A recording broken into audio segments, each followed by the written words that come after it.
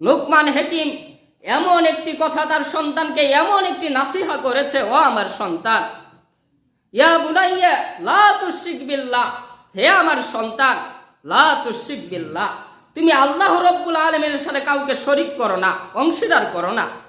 হে আমার আদরের সন্তান, আমি তোমাকে মহাব্বত করি আমার অন্তর থেকে, আমি তোমাকে ভালোবাসি আমার অন্তর থেকে, তাই তো তোমাকে বললাম যে তুমি আল্লাহর সম্পর্কে আল্লাহর সাথে কাউকে অংশীদার করো না।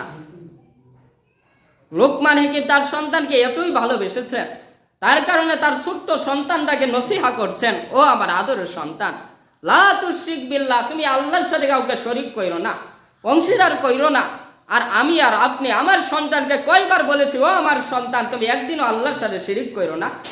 আমার সন্তানদেরকে আমি একদিনও শিক্ষা দেই নাই, ও আমার সন্তান, তুমি লা তুশরিক বিল্লাহ, আল্লাহর সাথে কাউকে অংশীদার কইরো না, একদিনও বলি নাই, একদিনও বলি নাই। তাহলে কি হবে আমাদের জীবনে?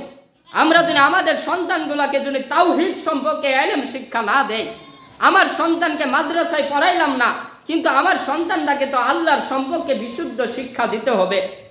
সবাইকে তো মাদ্রাসায় পড়াতে হবে এটাও বিষয় নয়, কিন্তু আল্লাহর সম্পর্কে সঠিক ইলমটা আপনি শিক্ষা দেন। আপনি কয়দিন বলেছেন, ও আমার সন্তান, তুমি আল্লাহর সাথে কাউকে শরীক কইরো না, অংশীদার কইরো না আল্লাহর সাথে?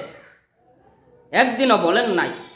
লোকমান হাকিম এই কথা বলেছেন আল্লাহ রাব্বুল আলামিন কুরআনুল কারীমে, এটা সকল মানুষের জন্য নাসিহা হিসেবে কুরআনুল কারীমে আল্লাহ রাব্বুল আলামিন উপদেশ হিসেবে, মাউইজা উপদেশ হিসেবে আল্লাহ রাব্বুল আলামিন কুরআনুল কারীমে উল্লেখ করে দিয়েছেন।